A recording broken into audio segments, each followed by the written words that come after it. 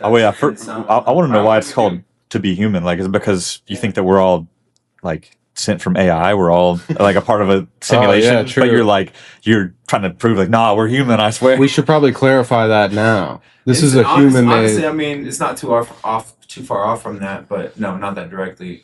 Realistically, it's just like I was kind of saying earlier. It's really just about exploring all the different ways that it takes to be human. I don't really think that there's a right or wrong way to be human. And in fact, I mean, on that premise, what is AI? I don't really know. Yeah. No, I definitely think. But one of the reasons I wanted to start this podcast and have conversations about just being human is to that point though, because I think the deeper we get into technology and AI, it becomes a lot easier to kind of forget what it means to be human. We get so caught up in. We just become disconnected, because there's a lot of magic and knowledge that comes to you when you just are still and quiet. You know what I mean? Not all, but the way society's designed, you're always going, always stimulated by something that doesn't really leave a lot of room for being human most of the time. And I think it's kind of I don't know. I think that people forget sometimes, and also then people think they're crazy. So this is to hopefully help people have an opportunity to share their stories and help remind ourselves and remind each other, that. I like it. I mean, most humans are pretty lost. Like, right. no one knows what the fuck they're doing. I feel like people just overconsume as well. Sitting around, just and now it's more important than ever to have a human-made conversation. Right. We're all real. They got AI podcasts now. It's like people are typing up prompts of like, give me a podcast of Joe Rogan and Andrew Huberman having a conversation about AI, and it'll spit out like a whole fake conversation for like 2 hours. What is long. the end of it? I feel like what makes the podcast cool, the To Be Human part is like stories, right? Talking about random stuff going on. We all obviously have a lot of random stuff going on. Some complex humans. The problem is though, like I myself pretty sure I was fooled by an AI podcast. What? Yeah. Like you were listening to it and you were like, you thought it was for real? I thought it was legit. It was Duncan Trussell, if you know who he is. Oh, of course. He's great. Or whatever. Yeah, he's great. Mm-hmm. But he had this episode, and I didn't see any disclaimer on the episode, and that's why I said he posted it officially? It was on his official podcast on Spotify, and I don't know for sure. Like I said, I'm not for sure if it's AI or not, but the more I tried to verify this story, the more I was like, I don't even know if this is real. And there was some Reddit post that claimed it was AI. But it was an interview with Michael Rothschild or something. He was allegedly the youngest Rothschild son or something. Why is it the spookiest character? It was some weird shit, man. Wait, this is not on par with Duncan Trussell's character normally, this right? Is totally on par. It is totally on par. On par? Yes, it was odd, bro. He would do it just to fuck with people. I guess if it's ultimately a joke of I see it unfolding that way if it's AI. Yeah, like I said, I listened to it thinking the entire thing was real, and it wasn't. You thought the entire thing? I was like, yo, you should listen to this. This is insane. What? And then somebody said to me, they're like, oh, I looked it up. We think it's fake. And I was just like, what? I legit shared it around for a second because I didn't know Duncan Trussell was doing that. So I didn't. It was kind of. I mean, if it's to mess with people, it makes sense. But if it's to crank out content, it's wild. Right. I saw someone the guy. They wouldn't call him or text or email. It was a black van that would show up at midnight, and someone would come up with a handwritten note to his door, and gave him a free Porsche. And wait, Duncan Trussell? Yes, allegedly the Rothschild gave Duncan Trussell. But that's all cat from the. It's all the podcast. Oh, okay. So maybe the podcast is making fun of all of this, or maybe his appearance fee was just too high. He couldn't afford to drop a fucking $500K to get him on the podcast. No, he wanted to be on it. He was the Rothschild was coming to Duncan, wanted to be on the podcast. Oh, it was the Rothschild that did the fake podcast? No, Duncan did it. But I'm just saying that in the podcast episode, he was interviewing a Rothschild man, younger one, mid 20s or 30s or something. Man, he wanted to be on the podcast, so he approached Duncan Trussell via a black van in the middle of the night with dudes in suits that delivered handwritten notes. That's crazy. Porsche, apparently. Have any of y'all ever done a podcast before? I mean, I have. I've done one. I've done Finders podcast. I've done 2. Sign Finders, the International Sign Finders.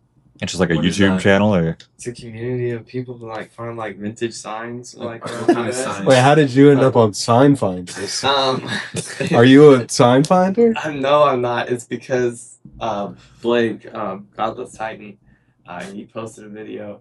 He had done a podcast with them, Uh-huh. and he had posted a video of me like climbing on the wall sign over there by the Dynamo Stadium. Oh, okay. And so I was climbing on that, and the national anthem was playing in the background. and so they posted. He posted it on story, and they saw it, and they're like, "Whoa, this is a sick sign." They're like, "Well, we want to talk to that guy." I'm like, So you posted like your POV. No, I did. Well, That's yeah, I did post on my. Oh, that is crazy. What is the craziest sign you've ever climbed? I mean, I guess I haven't climbed a lot of signs. That is it. Andrew was talking about climbing a sign. The Jack in the Box sign. Yeah, I want to get on top of the Jack in the Box sign. I just feel like that'd be a vibe to get up there with like a scissor lift, just one of those like lift things where it's like impossible to get up there. Just go up there. Is there a particular one or just any? Just whichever, like the tallest one we can find. Yeah, one that's like stable enough. Sure. I mean, a real one that's a target. It's just like a standard square, right? Exactly. Yeah. But imagine getting inside of there and you're kind of like, they have a whole art installation, I think in like London in a train station or somewhere, where it's the man in the clock that changes it. You're the man in the Jack in the Box. You're just like working and like vibing, and every night you just climb up in there and like go to sleep and stuff. But the IKEA tower in Houston is great. Oh yeah, well. we're trying to infiltrate the IKEA tower. Y'all know which one? That like big. Yeah, it's like I guess it's a Houston thing, but what do you think about Is it that? IKEA? It's like the same way like Jack in the Box and all these businesses have signs. It's like IKEA's version, but it's like fucking massive. Like it's like a whole It's like- building. That's it's like like it looks built like around there's Like like a sign. yeah, it's just a sign. Okay, real quick. Okay. Like it looks like they got to be hiding something in there. Like why do they need a whole building? No, there's doors to it and How stuff. about Walgreens? They're above. Oh, the entrance. yeah. Just going inside Yeah. there. And just rolling Seriously. I know. Look, somebody who's been one of this those. is the one. Really? Yeah. You can kind of get an idea of That's the a- scale of it. What? And look, there's windows up there. Okay. So there's like a room, I see. and there's a big I door see. on the bottom, like over there. We It's can get massive. Like they got to be hiding We can something. get in there, but the question is like, A Were very they- tall giraffe. would they come for us? Would they send us to Sweden? You know, I don't know. Yeah. We're Um, gonna get kidnapped by IKEA management. yeah, We they already, definitely have cameras on it. we're definitely like already wanted by them a little bit after Oh yeah, the other day. And IKEA. Nothing that Yeah. crazy even. It was, I mean, pretty much just like we've been locking in like editing and like random ass locations just for the hell of it, just to spice things up a little bit. And so yeah, we just pulled Yeah, to IKEA. it was great. Bought our like whole desktop setups and like plugged Multiple in laptops and outlets and just like Inside workstations. like one of their fake rooms. Yeah, Yes. and we were in there all day. Like Mhm. random people would like walk in, think that we're like works or something. Like, oh, sorry, like they shut the door. The best part, you can And we're like, no, change- come on in. It's a great room. Come Yeah, check it some out. people would come through and just look at the furniture while we would work. But the best part is you could change vibes. So like we went to a daytime You room. want a different While decor. it was Yeah. raining out, so we went to like a nice and sunny daylight room. And honestly, like it was great because we don't have a lot of nice spots to chill at. So when you find outlets and you have the IKEA Wi-Fi, the food court with the hot dogs right by, You just vibing in the. we were in there Wow. for like 5 or No one 6 got mad? hours. No, they got a little mad. But Yeah. But ultimately, they were just like they didn't. I don't think they thought they could do anything. Like they kept like walking by the room and they. well, were, that like, was the junior manager guy. yeah. Some manager dude was like, "What are you guys doing?" We're just like we're just vibing. Like we're just testing out the room to make sure we like Yeah. it before we buy it. That was a good It excuse. was a try before you buy it type deal. We got to make sure we can lock in for long periods of time before we buy the room. Right, And he see was if just the looking at us furniture was, like- viable. He was just yeah, exactly. He was just looking at us like, what the fuck? And the next thing you know, like security officers come in. They're like, how can we help you guys? We're like, oh, we're just locked in. And then How can we help? How can we help you, officer? I was like, yeah, like shit. Is there any deals going on for this set right now? We pretended to be interested enough, in the things going on, where they just like watched us, and before they closed, like 15 minutes before they closed, we just packed it up and left. And Oh, you were literally there the whole day, so they never even kicked you out. we Yeah. have to be. That's Wow. it. We were working.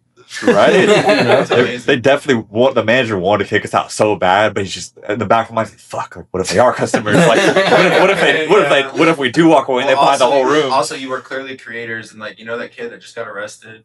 Oh yeah, someone did send me this. Something James, Hanson James, because he was going in like I think he deserved that one. He was. Yeah, I'm not gonna lie. Yeah, it's like it was hilarious to watch him dismantle the system, but at the same time, it's like those he was obnoxious. Innocent employees. And it encourages the others to do it. I think. Yeah, you're just fucking up people's day at that point. Yeah, definitely, I would say excessive. But his merch is pretty funny. Him crying in the mugshot.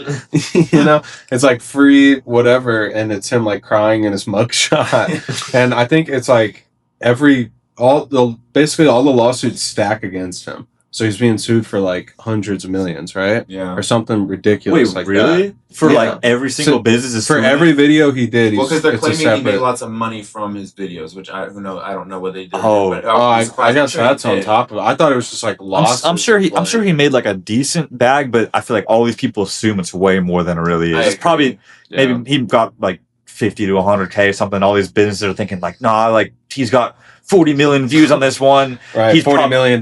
Yeah, exactly. That's why it won't hold up in court, because if it comes down to, I'm sure he'll prove it and show. Yeah, you just got to do the Alex Jones and be broke. Right. On paper, like you're someone else is holding the bag a little bit. Right. You're just overseas property and just be like, no, that's my boy's crib. Like, I'm just crashing here. And he's gone. I just stay in the corner on the newspaper. Right. No, I feel like for real, it's actually kind of a method. Cash, all that, as opposed to like, you want to maintain a certain credit score, but ultimately, as long as you know someone with a great credit score, look at what Lorenzo did with his house. You can make some money move. Right. It's like what he got like a loan through somebody else's name. Pretty much, yeah. But I guess we won't talk about it too much. We can't talk about that too. I mean, what's the craziest people thing don't know which climbed? People don't know which. That's true. Thing I've climbed? Oh, I don't know. Ever? Shit, the time I met him was the craziest thing I've climbed. Next to the that one was pretty fucking stupid. Okay, well, first off, we should like say how we all know each other and like how. No, for sure. Just a little bit of when I was 15-ish. I mean, when I was like 13, 14, I got interested in abandoned buildings, but I didn't really have much freedom to be able to go to them on my own because my parents kept me at home and stuff like that. But once I had a car, especially once I was 16, I started going out, meeting a bunch of people, a bunch of strangers off the internet inside abandoned buildings. But he was like the only one that was like at least close to my age. It was like mostly like 40s, 50 years old, and I was like 16. I was like, it was still weird. This is what they said was dangerous about the internet, but like seriously? I was like 22 or 23 probably. Wow. And gosh, you were hanging out with minors. Andrew, you're doing the same, hanging out with minors in abandoned buildings right now. Not like. Go ahead. I'm not like trying to hang out with minors. It's just like they'll just show up. Like it'll be like a whole group thing, like me and Zach, for example. But it just sounds worse. So I know Josh for close to Josh, I've known you for close to like 8 or 9 years. Or wait, no, it's gotta be like 10 years. 2014, 2015. Yeah, so like 10, 11 years. Probably 2014. Yeah. We lived together for a little bit, roommates. Then I met Andrew. I met you next. And I met you on a rooftop or something somewhere. I think I think the first time I actually met you in person, I'm pretty sure, is because I was like just buying your AirPods. That was the first time we met in person? No, we met before that, I think. I'm pretty sure. How would we have known each other? We were just like tapped in through like mutuals and stuff. Like I remember I first how would you have been tapped in if you didn't meet on the rooftop? Yeah, when you were a minor. I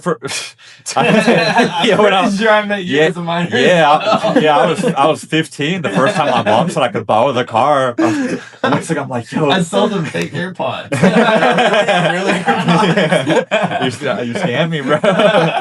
No, I honestly wasn't sure. You got sold fake AirPods, and I sold fake AirPods, and I was like, you know what? Like, sold them so dirt cheap. And I was like, fuck it, I need new AirPods. Oh, what? Wait, you for real scammed him on the AirPods? damn. I didn't know. I mean, no, they were pretty good quality. Like I would have never known. Yeah. No, I got scammed by AirPods because I was YouTube like review and like look at all these like. I actually did the exact same thing with Mac. That's detective work to find out they were fake. Yeah, that's a whole hustle that is going on now. Yeah. People buying and selling fake AirPods. They wrapped and everything. It had the barcode. It showed up on Apple's website. Yeah, you typed it into the thing. Like, that's crazy. The dude was like begging me to show. He was like, show me the Bluetooth settings. He was like, look, it connects Apple. You know, like you're good. It's like okay. Like I thought it was good. Like you don't have to prove it this hard to me. but looking back on it, if they gotta prove it that hard, you definitely I was like, cool AirPod, and then he just like jumped into it. So by the end of it, like. I was driving home. I was just like, huh. So you got scammed, basically? And then I scammed someone else, getting rid of them. You know? how you met Andrew. The cycle continues. Yeah. You just pass so that's interesting. So I meet you in an abandoned warehouse to climb through razor wire. You meet him by selling him fake AirPods. Me and Andrew kind of met through abandoned buildings as well. I mean, we went to high school together as well. I met you doing a firewalk. We did a firewalk together. Oh yeah, that wasn't too long ago. Oh yeah. That was how you started this year. Now you're gonna end off this year by doing a firework. Honestly, I'm down. Yeah. I drove all the way to fucking like San Padre. Yeah, San Padre, and then I slept on the beach, and then I woke up and I was like, "There's still time to make it back to Houston before." And this was like the night, New Year's. Yeah, before New Year's. Right. What's the firework guide again? Just like some random party. It was like a house, a house that's like on land. Actually, here. So they had like a big bonfire and they just spread coals out. Pretty much, yeah. And we were all, I guess, just partying a little too much because, like, looking back on it, you're definitely supposed to like let the coals cool and stuff like that. They were red hot, like literally. Yeah, I had burns on my feet for like a week that I just powered through. It was a brutal time. Yeah, we walked across it like 5 or 6 times just to prove that. Are y'all like still scarred for life from that? No, honestly, it wasn't bad. I just wore like woolly socks for a week. Yeah, getting over it wasn't that bad, but like when I realized that it was worse than I thought it was, that was the only moment where it sucks. Yeah, like just the other day, I tried climbing up a hill and I got bit by a bunch of ants.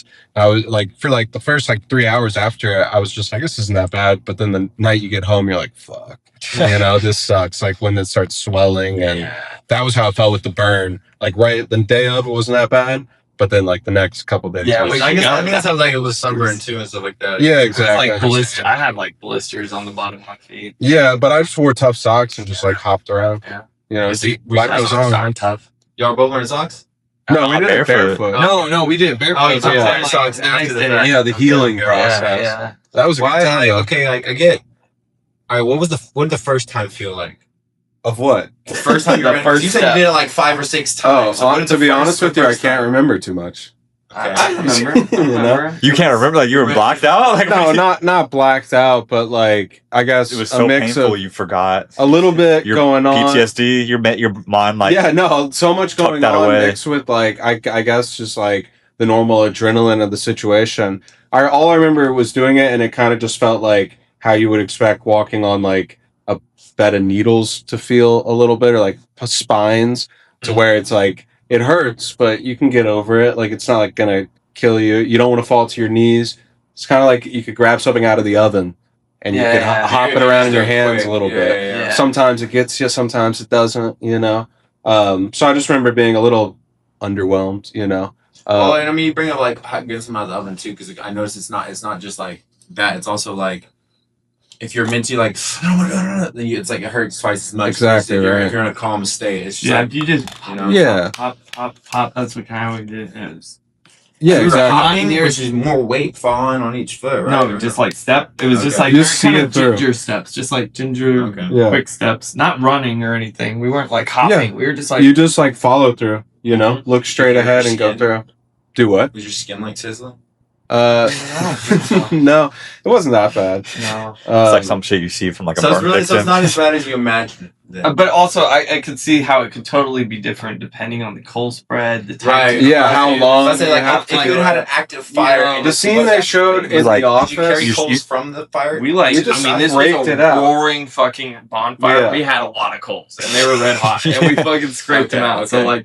We did have some, but they weren't evenly placed. Versus, I think, like, if and it was like mixed with trash and stuff, like wood still. Yeah, like different levels of char. We didn't have a way to cool off after, like, doing it on a beach would be nice. Just run into the sand or something. I would do it again. You got your rent paid for doing that, didn't you? Yeah. Did you actually get paid for that? Audie was there, and he was just like, I'll send you $1,000 to do it right now. I almost did it. The best part was I didn't even have rent anymore. I paid my rent for like 3 months. Oh, yeah. Because I didn't have rent. That's like your Chipotle bill for like 3 years right there. For real. Deadass. That's months got of paid. That's it, though. And I just didn't plan on doing it, and then just did it, impromptu. It really wasn't that crazy looking back on it. Yeah. Like, I guess it's something you build up more in your mind of like, it's like for someone that hasn't done it, that sounds. It's like skydiving, to where it's like when you do skydiving once. I haven't done skydiving. I haven't either. Yeah. But everyone that's done it, I feel like you haven't been skydiving. Well, the one thing. Do y'all want to go right now after this? I would be down. Recently, like, it can't be. It probably cost me like less than $200. Like, go an hour away from where I live. Like, why haven't I done it yet? What am I waiting? The only part I don't want to do. Not necessarily for any, like, I'm nervous about it. Just being strapped onto someone doesn't sound as fun. Yeah, I'd rather do it by myself. Exactly. You gotta do it with somebody. The amount, since you have to do, like... I mean, we can maybe just get the hookup, Like, just be like, you think that you're, like, someone's boy that, like, is about to get fired? Can we borrow a shoe? I feel like the odds of us being able to do that is actually not that... I mean, you just buy a parachute. You could definitely get away. You should do it. We got resources. We just need a parachute, and then you go somewhere high enough. It's not like we even need an airplane. No, I was at some skydiving place. Space jump, first time ever. For real. Space jump. Well, I have a buddy that did that. It's called like suicide base, like basically. Oh wait, what? Why do they call it that? Wait, yeah. He's never skydived before. He has no idea how to operate. Oh, what? And he jumped off of a cliff in Moab. He borrowed. Is he alive? Yeah, he's fine. He's good. Oh my god! See, now that I'm talking about, that will put some hairs on your chest. First, but like if anything goes wrong, I'm sure you like amateur is not going to be able to. There's no way. I asked him if I could do it too, and he said, "Nah, you have a son." That's like I think the biggest thing is landing. That's where if you haven't done it before, that's where people like really get hurt. Knowing how to steer if you're around other villains and stuff. Like you got to know how to like pull. GTA 5 really did help with it. So like you're good to go. You want a base jump? I mean, I would do it, but I feel like the part not that I'm worried about, but I could see a lot of people worrying about is in the moment. You just have to be like calm enough to like.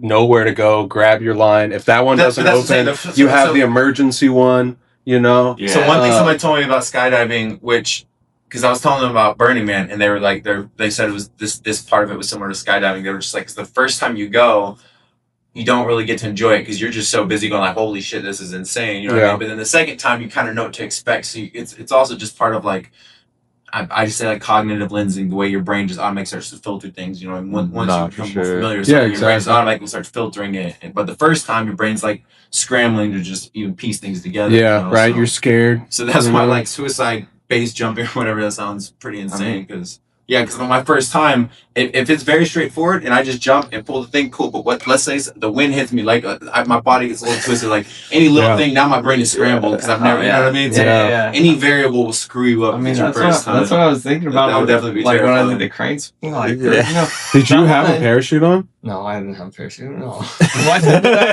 think that. What do you mean? Why? In the spot you were in, I think you would have been able to, because that building. You could get out of the city, right? And you've gone skydiving, right? Yeah. I feel like if your reaction time would be quick enough to where that could save your life, even if you land on someone's patio or something. Yeah, I mean, you almost needed the parachute that last time. Not gonna lie. What do you mean? You almost got stuck. What do you mean you almost needed the parachute? Dude, imagine that. Should we talk about that, or is that getting? Yeah. I mean, if anything, we can cut that out. But talk about it. No, that shit was crazy. I was like 2 years ago. So. Yeah, it was 2 years ago. Yeah, it was already said swing from a crane. So what's the story on that? Oh, I mean, like 2 years ago. I have it. It is 2 years ago because I did it in Austin. Right. What year was that? That was 2017. That was 2024. 2023. Okay. Right. Honestly, there's a video on my Instagram of it. Like, I don't know if we're being deceptive or not. To be honest, I'm not. It's past the. Is your Instagram private? No. Okay. I didn't think so. Didn't Elon's girl like see that video? And she's like, wait, which one? Grimes? No, it's his sister. Oh yeah, which one? It's his sister. Oh, sister. Oh, wow. She commented or something? No, she followed me on Instagram. She found me through TikTok or something. Wait, so they found you through that video? They're probably like, yo, this is our guy. There's some kind of operation they have going on. They're like, no, that's the one right there. They have like scouters. Like you're gonna have like agents show up out of like a black car one of these days at your front door. Honestly, they're gonna be like, yo, you're gonna have the Rock van. We have a mission. Yeah. Only you can do it. Yeah, so backstory though, like it was 2023, I think. I was going through a bad breakup, and I was just like, that's how it goes. That's how it goes, you know. That always sets a good tone. Yeah, sets a good. And I was just like, man, I gotta do something crazy. I gotta do something really. Something to take the edge off a little bit. Done all the roofs. I'd kind of done all the roofs in Houston and stuff. Mm-hmm. And I had seen a video a long time ago.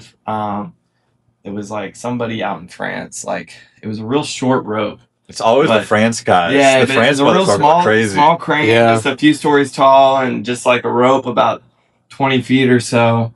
And it was like a rope swing? Yeah. And so he like jumps off. No, it was the same thing I did, but he just jumped off. It was just a very short rope though. He was harnessing. He was harnessing and everything. So he jumps off, swings, and I was like, man, that's fucking cool. Wait, he jumped off? Yeah, he jumps off the crane like pendulum. So he ties his rope to the tip of the crane, and then he like walks back, jumps off, and he's tied in, and he does a little swing.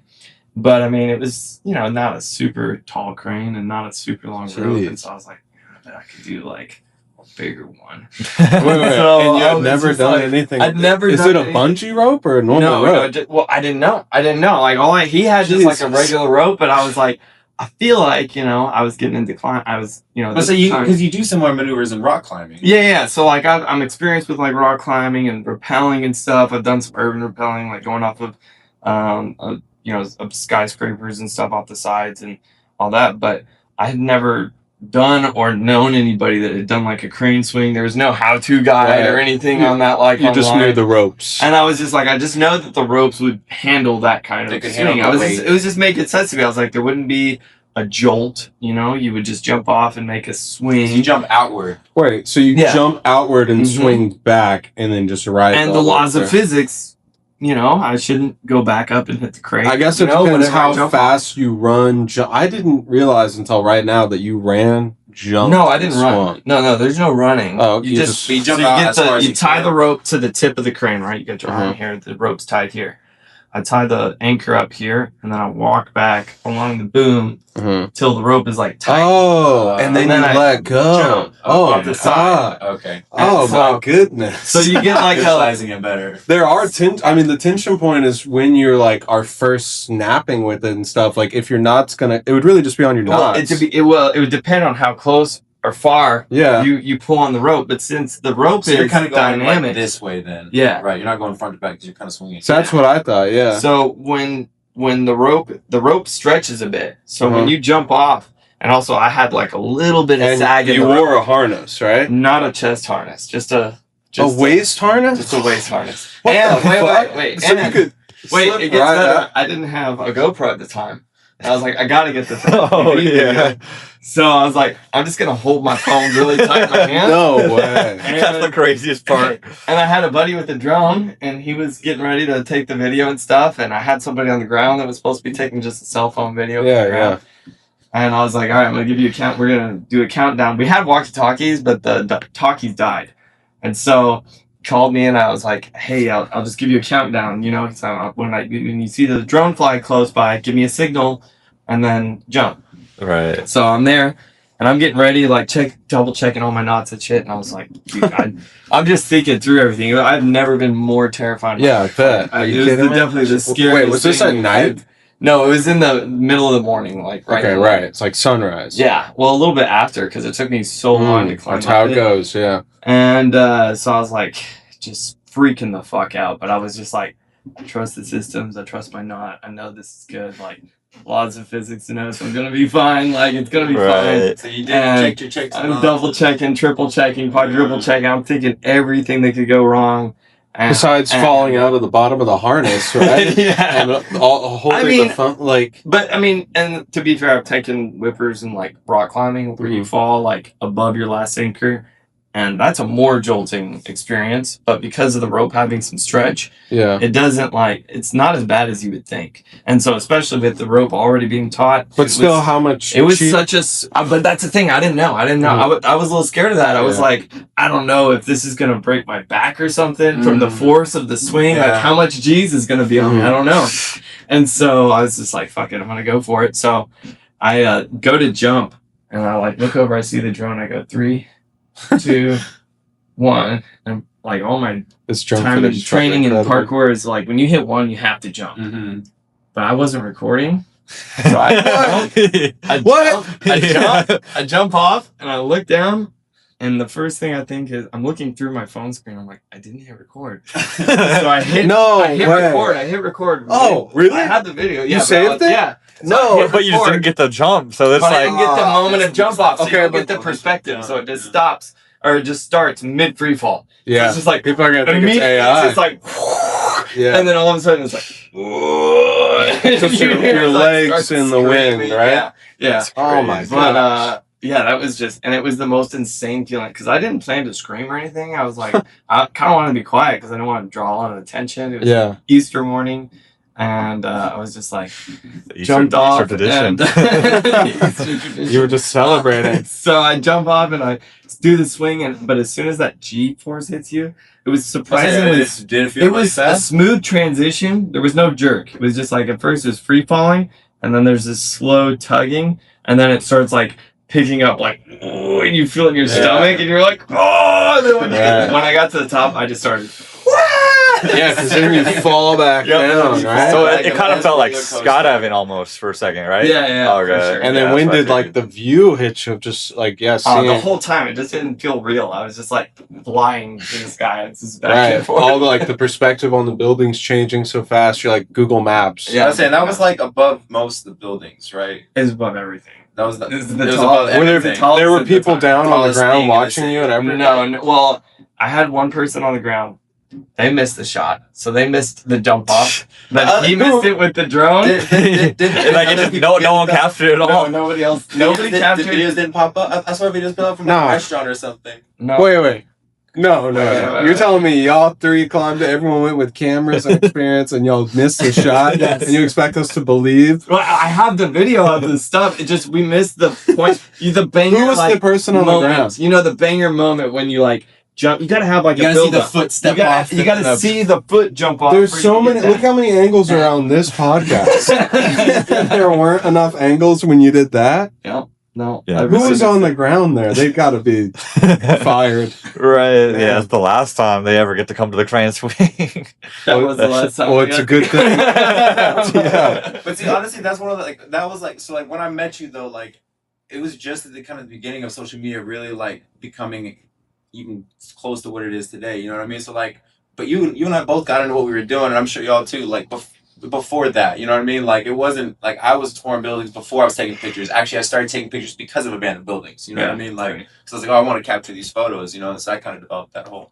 Mine kind of started more with photography first, then I went to abandoned buildings, and then my interest started getting into locked up abandoned buildings. Right. I was like, oh, I want to get to not only cool spots to take photos, but the ones that were really hard. The time capsule. Solve a problem or a challenge. And then that kind of led into the infiltration of rooftops and stuff. Right, getting past security. And then that added the lock picking, the social engineering, the then eventually. I thought it was all AI. I thought it was all CGI.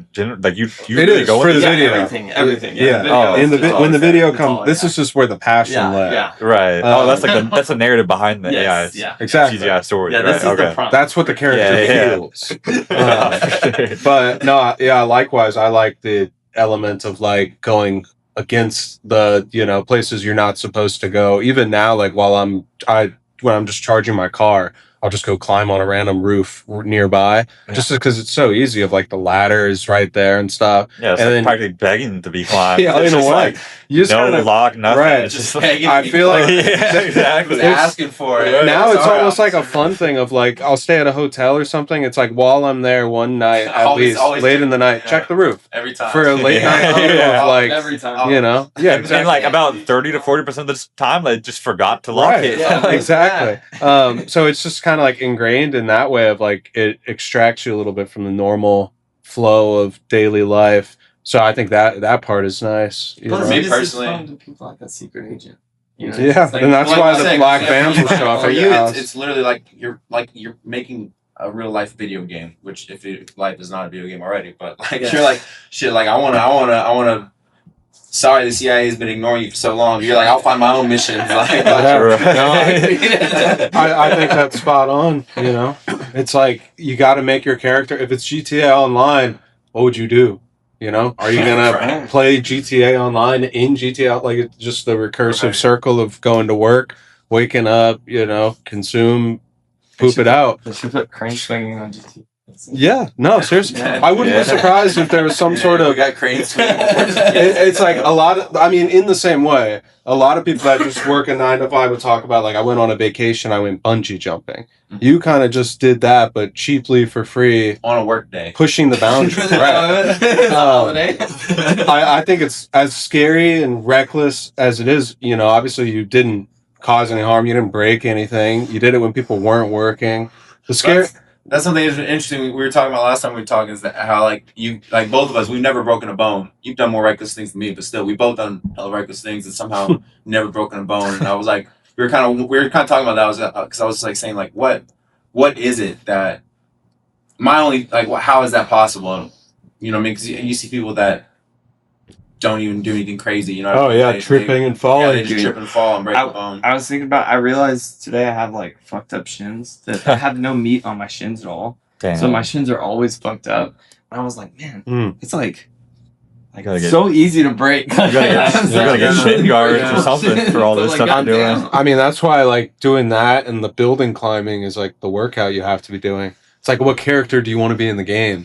All you have to do is Build those like, stats. if you think about it and then just do it, you can become it. You know. Right. So the crane swing is like that. You know. Well, and I would say that for me, that's honestly like, I mean, when I was young, it was just curiosity. It was like, you know, kind of thinking of like some movie, you know what I mean? That was like, led me to want to explore abandoned buildings. It just seemed interesting. But then I quickly found them to be like, and still to this day, like my favorite thing is that I feel most at peace almost always when I'm in an abandoned building. It's Yeah. just like, you don't feel, you know, you're probably the only person there on this entire property, this entire massive building or whatever you're in. And you know that like for once there's not like any sort of like expectations. You can kind of be whoever you want in this moment. Like, it's all for me. It's always been very freeing. After like all the pressure Right. is suddenly just gone, I can just kind of breathe for a while. No, I agree. That's the same reason with like seeking out a rooftop Right. while being at a gas station or whatever. It's like just get away from it all. Right. You know. If there's security or squatters in the building, though, do you still feel at peace? Yeah. If anything, I almost feel only- more. only if I think that they're not coming. You know what I mean? If I think I covered my tracks or did whatever I had to do right, then no. But Right. so in that and on that note, no, infiltration normally makes me more nervous. Like I love when I'm on a rooftop. I remember the first roof. I'll never forget because I just remember it was like climbing 30 flights of stairs. Sheraton in Dallas. Okay. It was like climbing, you know, like what, lots of, you know, 30, 40, 50 flights of stairs or something. Like in the 50s. Jeez. 50s, yeah, and then following, you know, obscure directions like left, right, through this door, left, you know, and hoping am I going the right way? I don't even know. Yeah, yeah. And then It's like okay, wait, you're and then exploring. slowly finding your way to where you think No, you're going, yeah. and then finding my way up to the top, and then finding the door locked, and then being like, shit. And I've never picked a lock before, but I there was like an alarm box on. I was like, I'm scared, but I picked the alarm box What? successfully, and then I picked the door successfully. This is your first one. This is like my first like public door picking. Like I kind of messed around, but I never actually put it to the test. What the And so like hell? I'm like That's drenched a in great sweat. first- How old My is heart's pumping like 16. No Heart's pumping, way. like, I don't know if I'm gonna get caught. I've never done this before. So like, and then that first moment walking up, the wind hits you, and I just looked out over the city like Yeah. that. I will never forget that moment. But that was Yeah. beautiful. Like so satisfying. You know. Yeah, I agree. I'm like very- that very first euphoric that first feeling. time you ever hit that crazy spot, it's like nothing ever beats it. It's like Right, and the adrenaline was like I said, it was pumping at that moment because you know it was first in a lot of ways. So I was Yeah. definitely not relaxed. No, I think it's like No, Heaven on that Earth one. on Houston. I don't even remember. Like it was probably just in high school that we went there. So Yeah, like where the workout spot. But it's just an abandoned building in Houston that is what, like 30 floors. Yeah. It's been there got, like, our a parking entire lot around lives. Yep. Yeah. So when I was here 2 weeks ago, I walked one morning down to it and I walked around it. I didn't see an easy way, and I almost texted Daniel. I was like, whatever. Literally, it's like been. There's always a slightly different way, but it's always easy. There was a piece of plywood I could see. I could almost push over. I mean, sometimes it's hard when they like really crack down. It's like a cycle. There's only one time. There's only one time I found it impossible was when they really cracked it down one time, and it had just rained. Because there's a way you can get in every time with like some rock climbing. Like it's like over the gate. Yeah. Right. No, not even over the gate. Like I'm talking over like the the ATM, awning thing. like yeah. Right. I haven't tried. It's a difficult climb, but it's not. Not super difficult, but it's just it takes some effort. But in the rain, or if it's foggy and there's like humidity, it's just like slick. Right, you touch it. Oh, hell down. The humidity sucks too. You can make it. There was one time I tried. One time it was just really humid out. Like it was just foggy downtown and stuff, and the whole building was just wet. Oh, and man. I couldn't fucking get into the building. Like they had it locked down tight. And I was the building being wet is scary. That's a scary thing to think about. It just turns it all into like a slip inside. I mean, it's not too bad as long as you're just walking around on the pavement. It's not bad. Yeah, definitely. But having to scale up something, that's right? Like a pipe or something. I definitely don't mind if it's hard to get in though, because those are the ones. Oh yeah, no, that's great. Like TXU.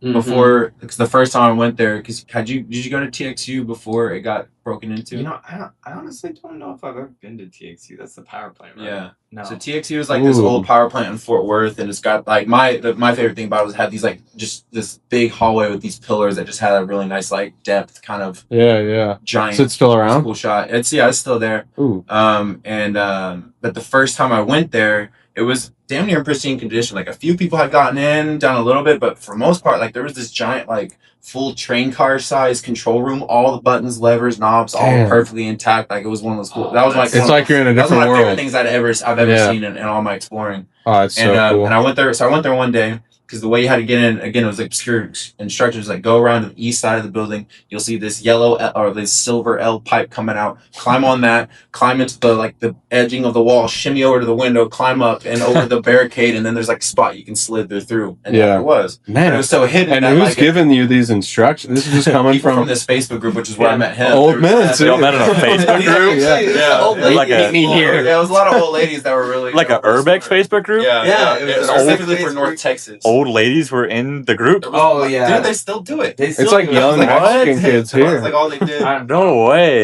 Dude. I meant definitely know it was like they're youthful at heart. Wow. Like I would love to go. Urbexing with some Susan milfs. was like 60s. And she Susan? She was real spry. That sounds great. Cancer. She had just beat cancer, and Go, she went up Susan. a rooftop in a abandoned skyscraper in Dallas. No way. Dude, no, I met some really, really good. We gotta go hang out with them. I gotta. Let's tap in. Yeah, seriously, they sound great. They sound like they're like the real OGs. We were in this Facebook message group that we've stayed connected with for like a decade. Wow. Yeah. Let's go. Next time you're there, let me know. Yeah. I'm down. They probably first hit a spot before we were all born. Right. That's crazy to think Who about. knows what they've been doing up there? Like we're talking about abandoned buildings. Those are the they've been in all kinds of situations, all kinds of rough spots. Like I've heard them a lot of crazy because they do it so much. Right, a lot of experts. That's because I feel like most people or a good chunk of people that do it is kind of like a phase. Like they do it for like a couple years and then kind of me. It's like a rebellious. I still love it, but I don't do it. Like when I was like 16, 17, 18, that was. I worked, did school, and explored abandoned buildings like nothing else really. Like all my free time, I was driving out like further and further and further and further. Just exploring I mean, kind of that was, I guess, whenever we met in high school, that was kind of just what we did. Yeah. It was like just explored. I mean, we still do it, just not as much as we used to. Like I know people right now, it's like their full-time job every single day they get now you can really monetize it, which is well. I mean, I got buddies. I have a buddy. Some people just do it for the love of game, straight for the passion. He doesn't even post to Instagram. Just love of game every day. They're finding spots. One of my favorite series ever. He does I forget what he calls it, but he always just he's a naked butt shot. naked butt shots. It's it is great. Stripped America. Yeah, Ooh, he does I naked like butt that. shots and all these like Abandoned, amazing shots that are like Oh. just artistic. Yeah. he's really good at it. He's Cool. really good. And they're authentic, right? Yeah. Nice. He's all self portraits. Oh, that's great. Yeah. Does he wear a cup or anything, or is he just? No, it's just always No, like he's always facing turned around. away. Or No, I know, but in real life, is No, he- I've seen, Wow. I've seen that dude's dick. Now that I love remember- that. That's bold. I remember Zach and I found his Instagram in like 2016. And you probably laughed at him. And look at where he is now, bro. He's standing over the city. Yeah, Honestly, apparently respect. Tobey Maguire wants a calendar of his. Wow, that's hilarious. Somebody knows Tobey Maguire. They showed his Yeah. page, and Does Tobey he- Maguire was No like, way. Tobey Maguire was like, I want a calendar. I mean, Wait, that would honestly be Zach such a himself? good. Huh? Of Zach? No, it's Jordan. He's Jordan. Oh, The the butt guy. I get confused. Honestly, yeah, a that's calendar crazy. way I of mentioned thinking Zach about it and is they- so great. I was Yeah. like, what? No, that would be a That's great. I great, want yeah. that calendar too. I want that calendar. I was trying to get. Does he sell it or like? He hasn't done it yet. He just People have posted been about it. asking. He hasn't made a bug or Including anything. Spider-Man. I would buy the coffee table. Yeah, the OG Spider-Man. Spider-Man wants. You know, honestly, speaking of him, like he's part of the reason why I first like got into the whole 820. rooftop thing, like seeing the original. Spider-Man? Yeah, I remember seeing that, and I'm like, damn, that'd be Oh, crazy. really? I was like 6, 7 years old. That was like the first like PG-13 movie I ever saw. I was like, this is crazy. Like, imagine actually doing that in real life. Yeah. And then I think I remember watching it on like a road trip in a DVD player, and thinking about, I was like, oh my god, it's kind of the same rope swing thing you were talking about. Yeah. But on buildings, you know? right. What if we set up multiple rope swings so we could Yo, like, real. make a Do you think you could? detachment Oh yeah. You like swing out, catch How? one, you hook it, and then It would have it to would be like a ratcheting system that you'd like. I don't know. Maybe you have like a guideline that. Ratcheting, but also up like and you it really detaches. have to just train to Or Tarzan. you just have like Okay. have a carabiner hanging at the end of it. You just gotta swing out, grab it. That's true. You hold If on it's a to- hook hold on to it, situation, hook yourself in, you know? and unhook the other one. yeah, Yeah, if it's a exactly. hook, but you have to be very you have to be swift with fast. it. It would be like a. Or we go real Spider-Man, you know, something like I mean, that. by 2029, probably we're gonna really have that. So Shoot, Yeah, Neuralink, I mean- you know, you might be able to like upgrade, what is enhance abilities. what is your plan for the weekend the weekend, with climbing? we're gonna go deliver some pizzas. You know what I mean? All right. Basically, there's. I don't know if I can say the. I don't want to say the spot, That's a but spot. yeah. You're I mean, really delivering pizzas? I mean, yeah. Yeah. Oh, right. Okay. We're Yes. literally delivering pizzas, and that's very like that's high up. very high up. Fuck Yeah. yeah. To very, yeah. There's like very high a up worker people. on the rooftop level that ordered those pizzas, and Right. we may or may not have a Papa John's outfit that some guy just gave us that was working at He Papa just John's. needs the pizza Yo, hot and fresh. Wait, what? I have a present for Daniel. Wait, what? A Papa. Wait, what? Oh hell yeah! I thought Wait, it what was is that? Papa John's shirt. Oh, electrician. Encore polo. Oh, that'll be great. That's a good disguise I think too. I was looking through the Encore database. Good luck. No, that, Uh, that's a great one. no, that is crazy. I think yeah. I'm here to inspect your panel. Oh yeah, the more absurd the disguise, the better. I want to sneak into like an F1 race as the Michelin tire man. No, that's like the hardest thing to sneak into. Not as a Michelin tire man. No one's questioning the Michelin tire man. Wait, didn't somebody get into the Mike Tyson fight? Were you Oh, telling me that story? somebody. Yeah, I did. Yeah, Somebody. Yeah, and that was- Blake was there too. Yeah. Oh, well, Yeah, talk about actually, that. yeah. I Yeah. mean, it was very. I was, How did that go down? Oh. So I work. I don't know if you know much about what I do, but I do promotional work where I've worked all types of events. So I've learned it's not really that hard oftentimes to get into stuff. But from what he was saying, I don't know how y'all got as deep as you did. Like I can always get free parking, for example. I can always finesse like this and that, the other. Yeah, But yeah. you just say, well, I'm doing this, and then just speak confidently, drop a name that's you made up. Right. Usually it'll work, but I mean, everything just kind of played out perfectly. First of all, we got in by pretending to be janitors. Like our friend, right. I got basically inside a whole trash bin. You Like one of should- those giant yeah. industrial sized trash A bins. pu- Shit inside push a trash cart. can. Yeah. Underneath bags of trash Yeah. inside of a push cart. And then I got pushed into the main entrance when they like through the metal Right. section and all. By And bro- someone dressed as a janitor. Yeah, and bro just walked in with his like fake janitor like Amazon out like costume. It and then- wasn't even like dirty. Nothing. It was and they like were sparkling. they were just like, "Did you get permission to come through here?" And he's like, "Oh yeah, like I'm cleaning." And they're like, "Oh, go ahead." And then yeah, our other boy Raza, he got into another entrance with like a Wait, a cleaning- who's pushing it? our friend Ben, he was the one He's pushing. pushing you inside the car. Yeah, I was inside the so car. it's just you two. Yes, well, like we're all in different groups. It's me and Ben as one group, and then our friend Raza and Hiram as a separate group. And then Raza was pushing like a Raider cleaning cart, you know, like the big yellow carts with like the green clothes. Yeah. He just went in through another entrance with that, and he was just like, "Oh, I'm clean here, like I'm late or some shit." And then Hiram just walked right behind him as a photographer, and he's like, "Yep, I'm working too." And then just no questions asked. And then basically we had our other friend that snuck in with us. He had a friend, or he knew a guy that was working security for the VIP like lounge, like, you know, like basically like the floor level for the fight, like the super VIP area. Like he just knew a guy somehow, and basically just walked up to him, and he was like, "Oh, what's up, man? Remember me?" And just because he knew him, he was like, "Oh, okay, like these guys are probably legit," just because he probably thought he was just walking one person in, and then behind him like 5 of us walked. You see him in the camera, like the second he grabbed what happened, he's just like his neck just breaks. He's just like, "What the?" But like we had the item for his face, so you can't see it. Right, he just daps up one dude, and then like 6 of us walk in, all dressed differently, all recording stuff, like keeping our heads down. Yeah, he definitely was like. And then we're in the lounge, bro. Then like Faze Banks is next to us, right? You know? Yeah, like Oprah Winfrey and shit. Like, wow. No, not Oprah. but definitely just like hella random ass like celebrities and shit. Yeah, we're just down there, Twitch just streamers. kicking it. We're just like, oh fuck. Like, honestly, it was pretty underwhelming. You know, in the lounge. Yeah. Like, you know, once we got, it was cooler on the floor. Well, you didn't go to the ringside, did you? I couldn't make it ringside. That's where I got stopped. Yeah, because I think my finesse was I had long sleeves on top of like the whole outfit I had on and the camera stuff. I just walked by like they're checking everyone's wristband. I went in when the rush of like, all right, this next fight's about to happen. There's a million people going to the floor, so I'm just walking with my camera. Like you can't see what my wristband is, and so there's like, from the VIP to the floor. And then I got out there, and then next thing you know, they were on our ass.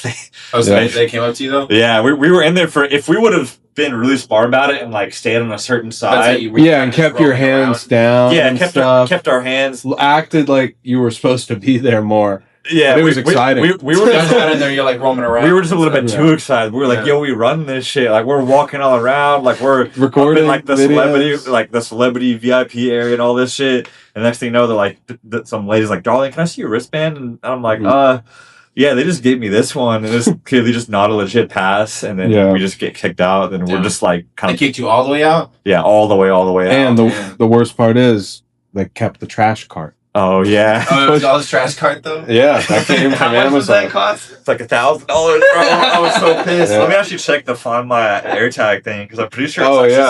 They're still using it, bro. No, they for real just got it. When are we going to get it back?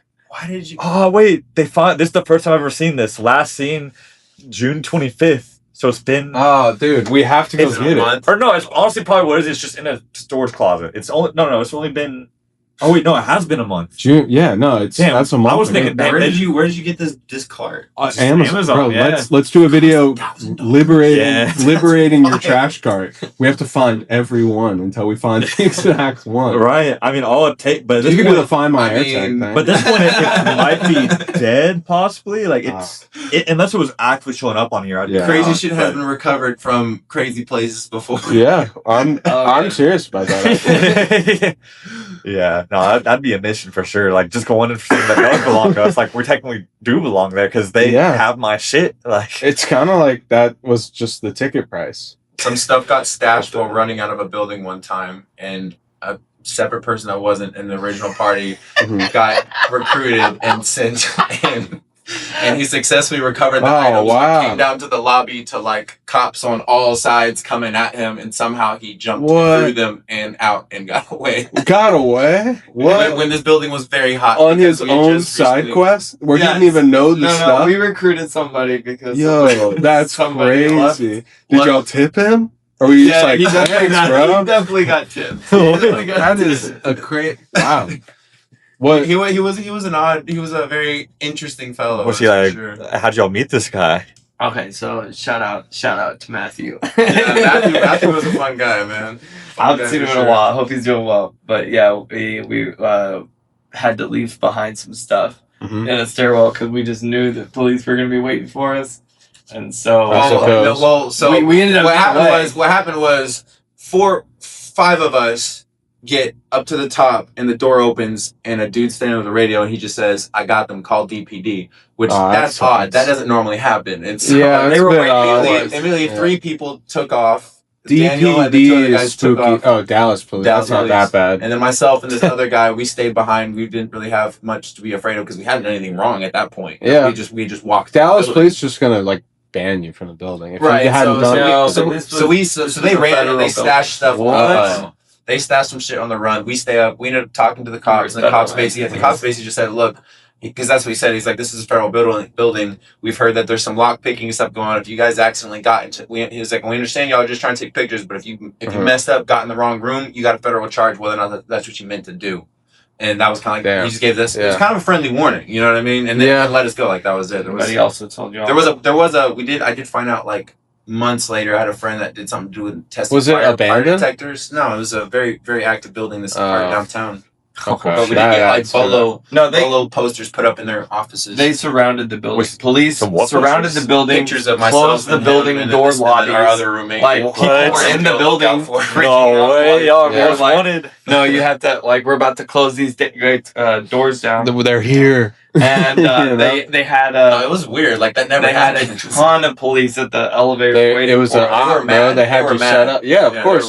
They were literally waiting for their revenge on you. It almost was like a sting because they knew. Of course, it was not almost a sting, bro. They locked you in the door like they knew you were coming. The question was it an inside job? Well, they all got out. That was the thing. And then me and the other guy, we stayed in. Can I ask what the building was? Yeah, sure. I mean, it's been so long now, and Homeland Security was pretty chill. So, but you already got picked up for it anyway. I didn't get picked up for it. No, they called me at the airport. They called me. No, that was for okay. Yeah. No, but Homeland Security contacted us at like. Wait. What was the building? Comerica Bank building. Oh, okay. Dallas. Yeah. It's that one. It's tall. It's the second tallest building in Dallas. Yeah. No, it makes sense. It's honestly not the most interesting one, but it was. That was the first time experiencing that level of. Since it's weird. Since it's federal, of like they protect it harder. You know, it's not like a normal building that's rented out to people. Right. You know, no, it was. Because literally, what happened? What happened is a lot of federal. We get up to the top of the stairs. We get up to the door. There's a new note on the door that says the door is alarmed. That wasn't there before, like a week ago. And Daniel gets down, pulls out his picks, and the door swings open in that exact moment. Like we hadn't touched the door yet. Yeah, I think I was like starting to put my picks in. He was like, I don't even know if you put them in. You were like, because I remember you kind of got up and the door swung open, and you just dropped them in your bag and like picked it up. Yeah. Damn. And the dude just standing over the radio. Like it was like. Yeah. What do you can't really do it. You can't really do anything. Yeah. You're like, call DBT. We got them. Yeah. And normally like you're not supposed to be here, but it was just straight up call. Right. Like whoa, okay. And it sucks because it's like. It's not even like you can't just not go back to any spot twice. Like, of course, some spots are just unreliable. Right. But was that like your second time? That was so he had gone already, and now I was joining on the second. But see, it's not that bad. You would think like you go out once, scope it out, and then go to bring everyone back. But they must have seen you on that scope, got mad enough where they just waited. Because you posted it already. Though. Yeah, I think they'd already posted photos though, so it already. Okay. So the police didn't they say that they knew about the photo? Like when they talked to y'all? See, they knew your names. They knew your names. Because while they were running down the steps, I hear the hotel guy talking, and I hear him say Daniel, and I hear him say Joe, the other guy. Fuck, like he said their names, and me and the other look at each other like.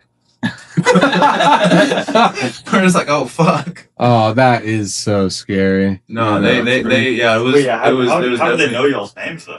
Probably social media. Like, they had. I mean, Homeland Security had been investigating us. Yeah, so that mixed with social, but like social media is probably the spark that ignites the flame of they see the picture and they're like, who is this guy? IP check, blah blah blah. Yep, background, here's his ID number, here's what he drives, all that. If they want it. Man, that was a sick ass Cadillac. Missed that thing. Cadillac. Wait, he had a Cadillac. Dude, did we all have better cars back? Andrew had a BMW. I had an Audi. The cop car's pretty sick though. The cop car is sick. I mean, it's definitely like a shit boss car, but it's fun as hell to drive. Like, I got that plan on like I'm gonna just have this for like a few months, just like a random car, just to have in between cars. But now I'm like, fuck it, like this is the car. All y'all's cars is better than mine. I know that. I drive a little Yaris. That's not too bad. It's probably all reliable. It's right now, reliable as for long sure. as it gets It's you reliable around, for sure. that's all that matters. No, I've been driving Yeah. it for like 70,000 miles I'm and about to haven't had too. any major issues. I've maintenance it See? regularly, kept up with it. That's It's been great. fine. Yeah, I feel like they really don't design them like that anymore. That's why I went Tesla is like a long-term maintenance equation. It's cheap, It takes a lot of work. very little work, Oh, and it's so, cheap. okay. Driving a Tesla is like almost, it's just like a 2/3 to one cheapest a car I drove. Are you sponsored by Elon? Like, It's just great. Batteries. I have actually kids though. I'm pretty You sure- should get one that. I'm pretty Yeah. sure Let's go Tesla's- move this down into there. I've never even driven a Tesla, but my one question is: do you ever driving have issues like being on the drive distances? I mean, yeah, you got it. Like we took it to Oklahoma Like, for a video we were working on. and wait to charge. Yeah, That's, took it that to- shit kind of sucked. I mean, it wasn't Yeah. too bad. It was like fun, like a fun experience. But yeah, like, it's to do- a pros and cons of like, you know, you get the self-driving, all Did you that. safely take a nap while driving? I mean, you're not supposed to, but But you I could. feel confident enough Yeah, to. okay. The charging does a good job of like, it waits till the battery gets real low. You plug it in for like 10 minutes while you go take a piss or something, and then you're at like 30%. Then you hit another charger.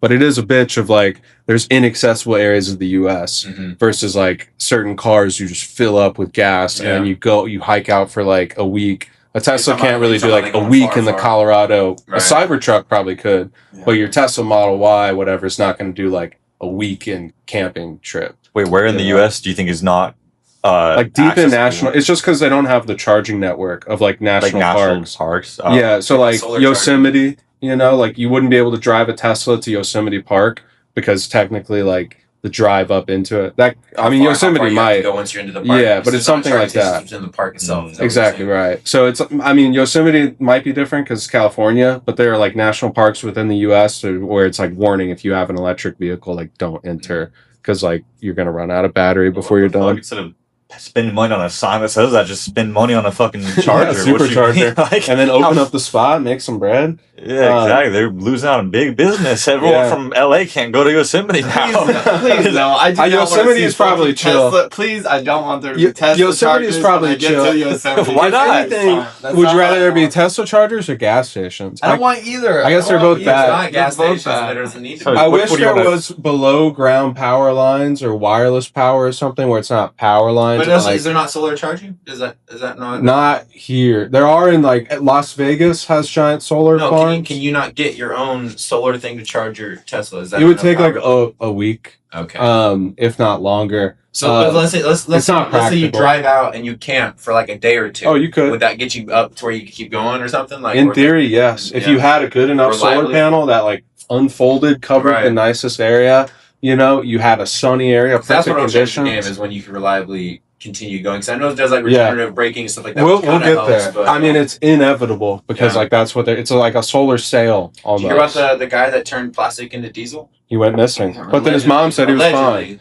I'm about to say, so I honestly, I heard the missing theory, but it was inconclusive. And then I hear no, he's fine. He's at his parents, and I was like, hold up, what if the whole missing thing was put out just so that way he would step out and somebody could find where he is? You know what I mean? Like this could be conspiracy in so many different directions. Or it's promo. I don't Yeah, know. Or he's just burnt out from Right. social media overexposure. What I read about like the method that he's doing apparently with plastic is like it's been around for a long time. It's just not conceivable like at scale.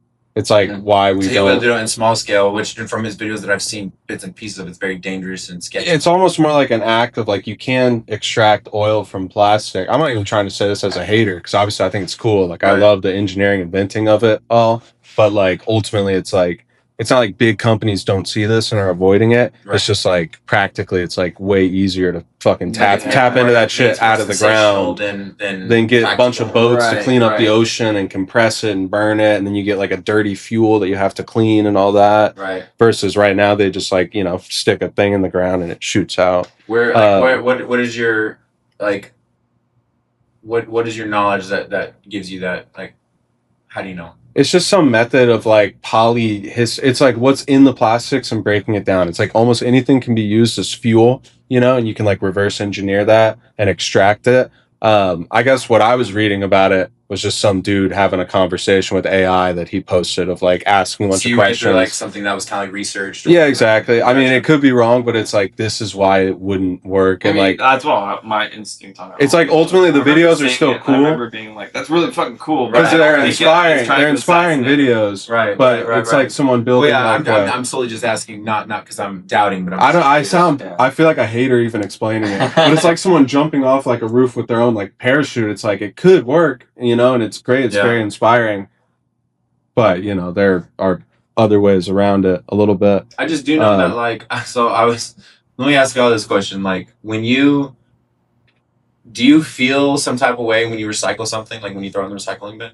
Oh, this is going to make me feel bad, bro. I think recycling's a myth. I think it is too. But do you? I'm talking about. I mean, morally, I feel better, but that's the only reason it's there. Do you feel some sort of? I just feel that's why it's indifferent green about it. I mean, I used to definitely try to recycle as much as possible, but I'm just saying, like for me, it's even like it might not always be. It can be subtle, but like I feel some sort of I did something right when I put it into the right. That's why it's there. It's like a dog treat. I think that's what I'm getting. But the real consequences. I just realized that in myself the other day because I was like, I know this is bullshit. I know this doesn't do anything. Dude, I've seen them literally. But why do I still feel good? Literally, because it's almost like a Pavlovian like reward system of like, it's all just making you feel better about it, but then you really suffer because it's like they take away plastic bags. Now you have to carry your own shit and bring your own bags.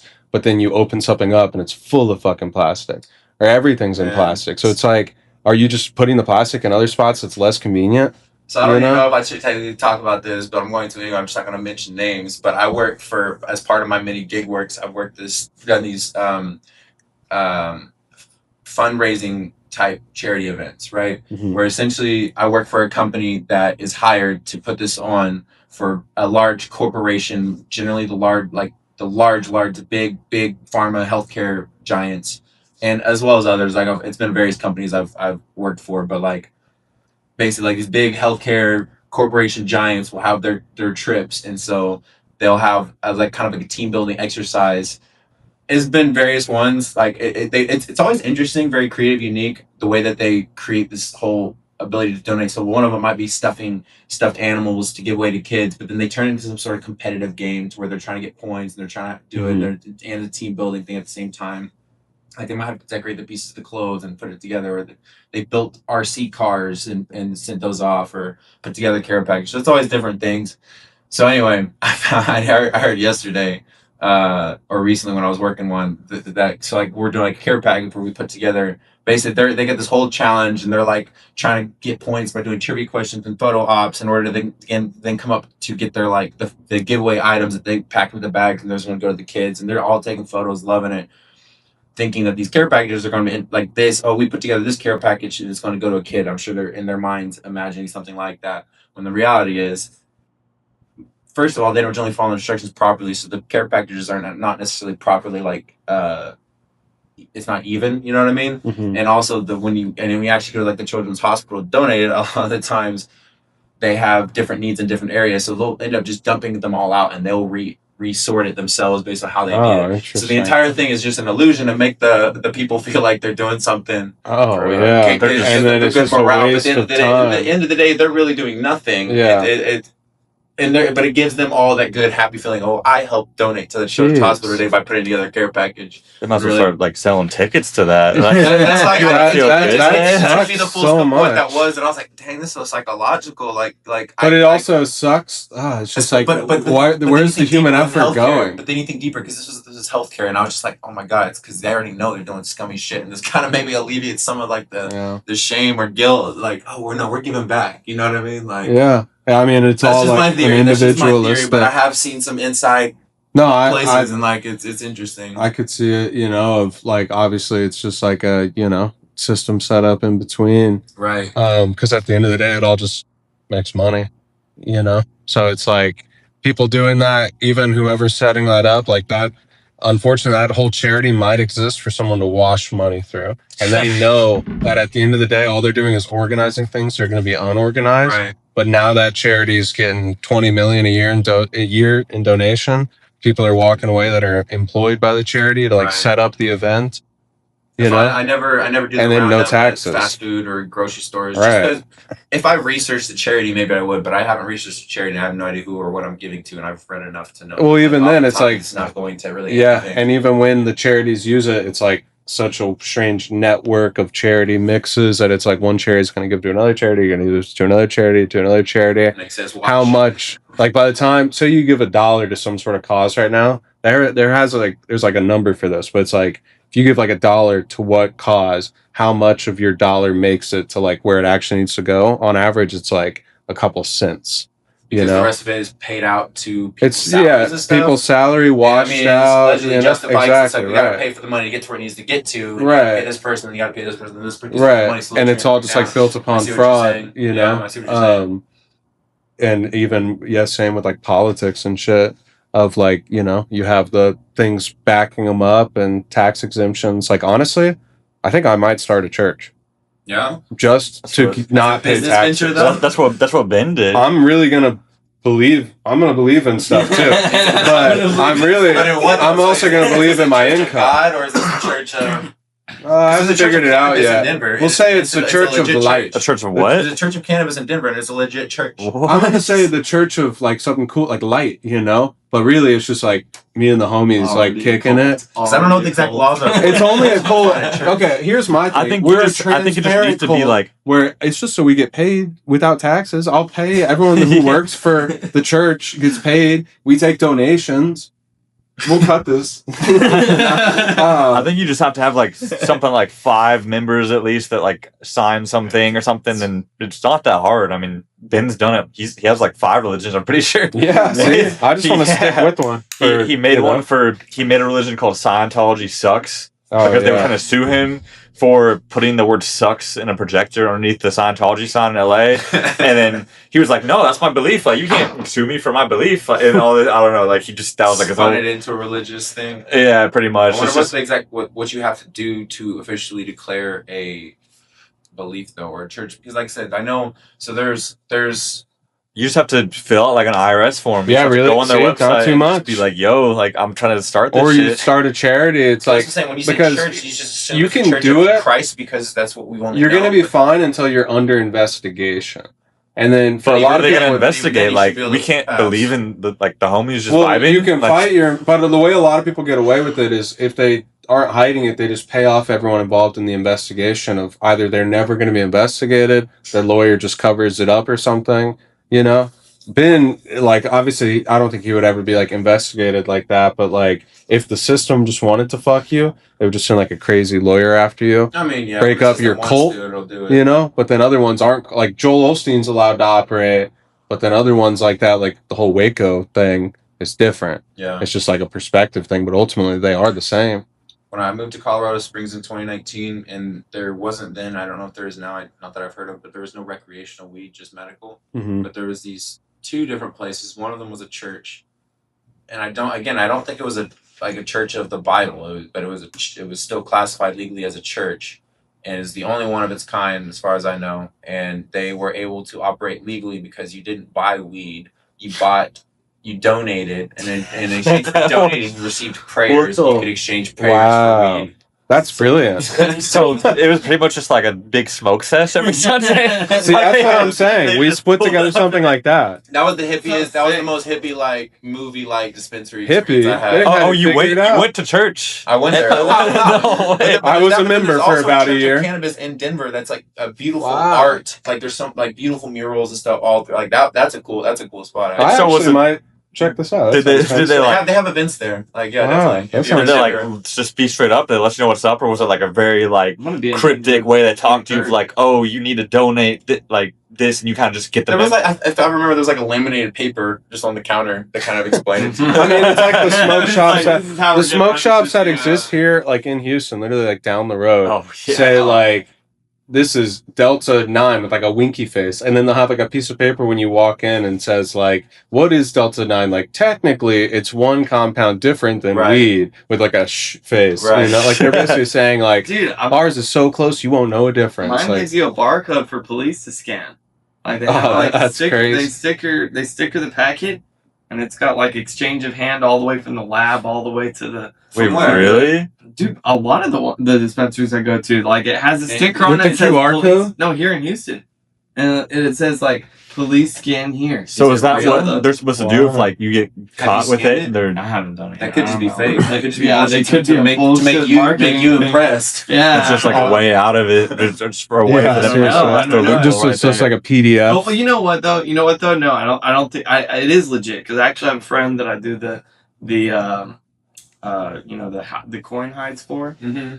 So they have like a little thing. Shout out to Bake Cakery 420. They just do like it's like THCA edibles and stuff, but they also like sell glass pieces and stuff like that. Oh yeah. But they don't sell flour, or actually no, they do. But it comes with a barcode. He's like, yeah, he's like, they could scan it, shows it all the way from lab, exchange of hands, all the way to point of sale. That shit got to be capped. Like the lab is just getting straight weed, and they just slap a label on it. It wouldn't surprise me. But the lab is just someone's basement. But he explained to me, he's like, if you get pulled over, he's like, as long as you're not like actively smoking it and you have that label, like, you're good. But he was like, they can't tell. They can't tell that it came from. I will bust the myth. If it says medical, if it says that's probably just bullshit. Like from working in dispensaries in Colorado throughout COVID, which was one particular season, so things can change, whatever. But during that time, like dispensary I worked in, I've never seen moldy like weed that moldy before.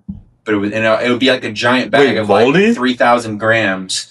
Of like a strain that was that went through testing, passed everything, had its sticker, and made it to the shop to be sold legally. And I would find like mold and shit in it. What the fuck? Like, so like, I mean, I don't know all the ways, but there's ways to get around it, and like, it's just another broken system like any other. Honestly, it doesn't really. It gives you a little bit more like a surety, but I feel better about just buying weed off the street. I'll be honest. Like, I agree. Really care to just go going out to the nearest guy, standing outside the gas station, just being like, "Yo, how much?" I don't know about that, but that's what I know. Some dude did in LA. Like he just like walks around. He's like, "Yo, can I buy some?" And then just buy it off the street. So I'm just like, "Bro, I've definitely done that before." But I've done that in Vegas. It worked. I just did it in Costa Rica, actually. It works. Oh, I did it in Mexico too. Mota. Vegas for the first time next weekend. Oh, you've never been to Vegas before? I've never been to Vegas. You're gonna come some rooftops there? Well, I'm gonna be. I feel like security there gonna be different. I'll be careful. Yeah, no, for sure. That weekend, especially while you're there. That weekend, all the hotels know. Like all the hotels. Yeah, after the stuff that's happened. And they know people are gonna get on the rooftops, or like they know they just know that there's gonna be havoc in town. Yeah, like everything steps up. Like there's hotels that are like afraid of like. But in general, you need to know Vegas is not like other cities. Like that's mob run or something. Some big hands, and so they got eyes. Like if you're in any of those like MGM, any of the major buildings, like there's eyes on you. Like you're not you're not invisible. So are these a lot of just like random hacker dudes that just fucking tax stuff for fun that are pulling up, or is it like official? It's a mix of everything. It's like IT security, researchers. You've got people. All big thing about it is like the new like attacks, exploits, like all the new stuff that's going on, and anything related to like computer technology, or even just like the hacker mindset. Like lock picking is there and stuff like that. But it's where all of the best like people that do this kind of stuff go to like meet and mingle, you'll see like ex-criminals that like stole millions and millions of dollars like through some kind of hack or something. They got caught by the government. Oh yeah, I think. And then they get like. And it's just like catch me if you can like type stuff. That stuff happens all the time at DEF CON. You think this is where the FBI would just hang out at? Oh, they do. No, they do. It's actually a game at DEF CON they called Spot the Fed, where the guy that's giving the presentation will be like, that guy's a Fed, that guy's a Fed, that guy's a Fed. Oh, no way. Yeah. And what are the, like, have you seen the Feds or I'm not, I guess you've never been before, but like, no. Do you think the Feds are actually in action there? Like, yeah, for sure. Like my ex-father-in-law, he's probably recruiting people. That too, yeah. But he said that they would send them there to like learn, like like say what's going on, but also like see what's up with like, oh, there's some big case of someone that hacked some website, but then also this dude's talking about this hacking method, just trying to fake like put puzzle pieces together. It's happened. There's been people pulled off the stage at DEF CON. Like, they're doing crazy shit. No, because they just talked about something and they basically they're just like, bro, you're just like agents rush the stage. Yeah. People get a little bit clout on. I don't know. Maybe check me on it. Check me on it. But I don't know. Maybe how long has it been happening? But it's 34 years. Yeah. But the one thing for sure is, they wouldn't allow a gathering of hackers unless they were going to get their own information from it too. So, right. So of course they're going to let it happen, but they're going to be there, Well, my ex-father-in-law, he used to do like CIA, NSA, all that stuff. Man, he's probably we have so much. But he said that he got paid to go to, like, he was sent to DEF CON to go, like, just watch the talks and see what was going on. Oh, no way. You've heard of Unfortunately, I do got to go in just a sec. all right, for sure. No, it has been a minute, y'all. It has been an hour and a half. I don't mean to wrap us up. No, that's totally cool. It's been a good If conversation. y'all want to finish your conversation. What were you gonna say? Have you heard of it? I probably talked to you about Andrew Bustamante. He's like the ex-CIA spy that's in all the podcasts. I think I've heard. I think his story for how he got into the CIA was he was applying for the Peace Corps. Yeah, and he saw and a note popped up to you. No, not to me. But I've heard that. Imagine. I was like, wait. No. I've heard that's happening. Have you tried applying to the Peace Corps and seeing if the CIA recruits you through it? I haven't. Somebody told me to try it out though. Like, because he said he was like, have you heard that story? He was like midway applying for a message through like a TikTok or something. It was like, quit, get off this, and don't do anything else. And it was like, wait for an email or something. He was like, or continue and never mind. I can't remember. Basically, if you get in the Peace Corps, you can't go into the CIA. Interesting. And I think if you go in the CIA, you can't be in the Peace Corps. But if you're in the Peace Corps, you can be in the CIA. I thought it was opposite. That's why they told them not to. You can go one direction, not the other. Yeah, I can't remember which is which, though. Yeah. What the hell? Anyway, dudes, I appreciate you guys all coming through. Yeah. Y'all want to drop handles real quick? Good conversation. I guess Blake Messick. BLAKE MESSICK. Benjamin with underscores on either side. Oh yeah. Twisted Fallacy, To Be Human. Andrew Pro TV. Yeah. Know where to find our handle. Get it as the last name. It's been real, y'all. Yeah, that's my last name legally now. Pro TV. Soon to be. I'm gonna get my name. You should. That's what I have you in my phone as Andrew Space Pro TV. Well, yeah. I feel like it's great, actually. Sick, guys. I mean, as long as you don't, mind.